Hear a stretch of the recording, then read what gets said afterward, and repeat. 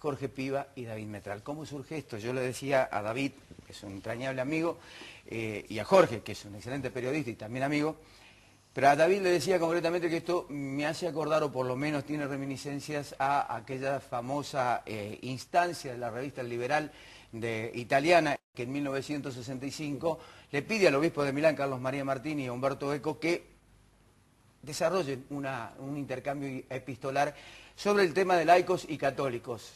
Yo decía que Umberto Eco lo toma desde el lado de la ética, lo toma desde el lado religioso, Carlos María Martini, y aparece ese libro que ¿en qué creen los que no creen? Bien, esto es algo parecido. Empezó con una nota, un detonante, que fue una columna de un periodista, el diario La Nación, Fernández Díez, ¿no? Jorge Fernández Díez. Y bueno, allí habla concretamente de las cuestiones de derechos humanos de los Kirchner, habla del pasado de Montoneros. Jorge se lo envía a David, David contesta y allí empieza concretamente la historia de este libro que recomiendo porque es un repaso histórico de ambos. Periodista, escritor, profesor de historia y actor. Libro que se inició sin ser pensado como libro. Como libro, exactamente. Que esto fue, en principio fue un intercambio de correos electrónicos. En realidad, la comunicación a través de correos electrónicos había sido durante mucho tiempo unilateral por parte de David con respecto a un listado de direcciones, entre los cuales estaba incluido yo, como amigo de hace muchísimos años. Y unilateral decía porque yo nunca respondía a los envíos de David. David escribe notas propias, varias de las cuales han sido publicadas en medios, y a la vez reenviaba notas del diario Página 12 o de periodistas de opinión cuyo análisis era favorable al gobierno. Yo no respondía a David para no confrontar con mi amigo, para no pelearme concretamente. Hasta que un día mi paciencia... el detonante. Mi paciencia llegó a un límite y encontré el detonante. Jorge Fernández Díaz, en una nota de La Nación de enero del 2009, plantea el supuesto progresismo del matrimonio Kirchner y él sostiene una tesis bastante delicada porque el tema es muy delicado, el tema es el de los derechos humanos. Él sostiene en síntesis y en otras y mejores palabras que las que estoy diciendo yo, que los Kirchner utilizaron el tema de los derechos humanos sin nunca antes haberse ocupado en toda su vida política, desde la juventud o desde la adultez en que no militaron en ninguna organización de defensa de los derechos humanos. Y, por ejemplo, ya teniendo el poder en Santa Cruz, no se opusieron ni siquiera a través de una declaración de prensa a los indultos que el presidente Menem dio en su momento a los ex comandantes en jefe condenados bajo el gobierno de Alfonsín. Sostiene Fernández Díaz que luego de esa actitud descubre el matrimonio presidencial que tomar las medidas que toman de promover la anulación de las leyes de punto final y obediencia debida, inducir, instar a la declaración de inconstitucionalidad del indulto, es una forma de ganarse a buena parte del progresismo argentino que está nucleado alrededor del ambiente periodístico, nutrido por periodistas, por gente de la cultura, por artistas, es decir, gente muy influyente en la opinión pública. ¿Y vos qué decís? Bueno, yo apenas leí aquel artículo de Jorge Fernández Díaz. Se te hinchó la vena. No porque, digamos, el diario La Nación y sus periodistas forman parte de un colectivo político tradicionalmente opositor a cualquier iniciativa progresista o de justicia social para hablar de lo que ha sido más caro al peronismo históricamente, ¿no es cierto? Por lo tanto, no me extrañó. Lo que yo tenía la duda al principio era si Jorge compartía las ideas de Fernández Díaz o no. Por eso lo primero que hago yo es preguntarle, ¿pero vos estás a favor de esto que escribe Fernández Díaz? que en realidad lo presenta a Kirchner como un farsante. Así es. Un tipo que simula determinadas cosas, por ejemplo... Además lo compara con las milicias de Managua. Exactamente.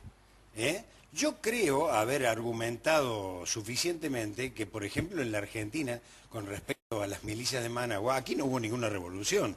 No podían presentarse los Kirchner como aprovechadores de una revolución que aquí no hubo. Me extrañaba mucho.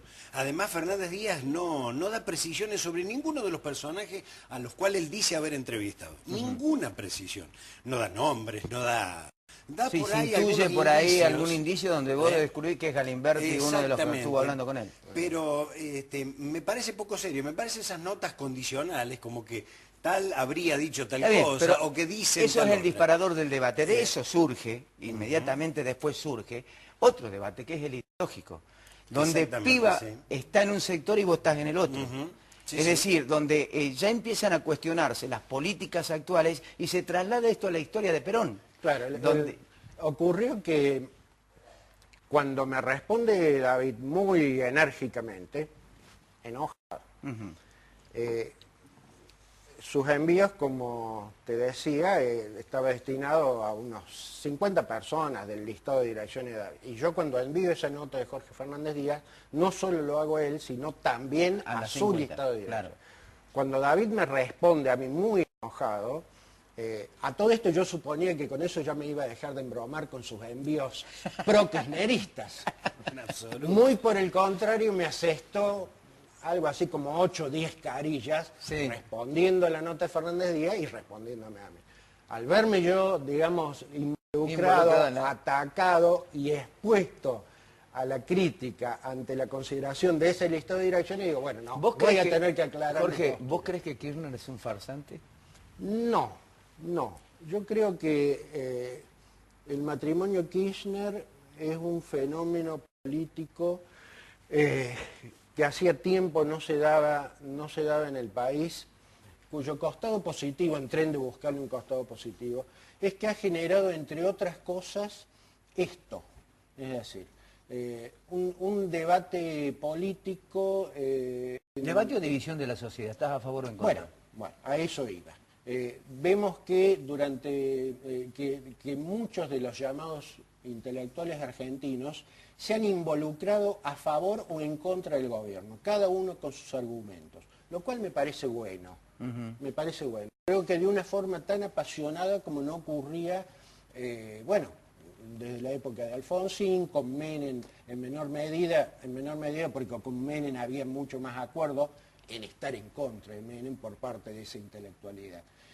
El aspecto negativo que me parece que los Kirchner han generado no solo esa división ideológica en la intelectualidad, sino una división política en la sociedad en general que se ha involucrado involucrado en el sentido del interés y la pasión,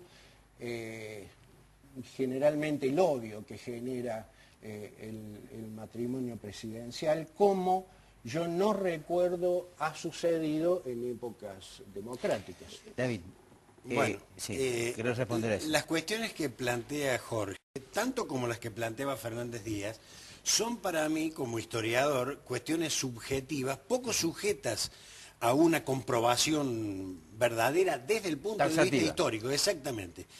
En mi opinión, son las medidas concretas que toma tanto Néstor como Cristina Kirchner en el ejercicio del poder, las que originan la división de la sociedad. Que la división existe, la división existió siempre. Es como decir que entre la sociedad rural y el gremio de los trabajadores rurales no hay división. Si vos crees que ellos tocaron intereses que provocaron de alguna manera la división. Son los intereses que se juegan de un lado y del otro, en función de las medidas que se toman, los que originan la división.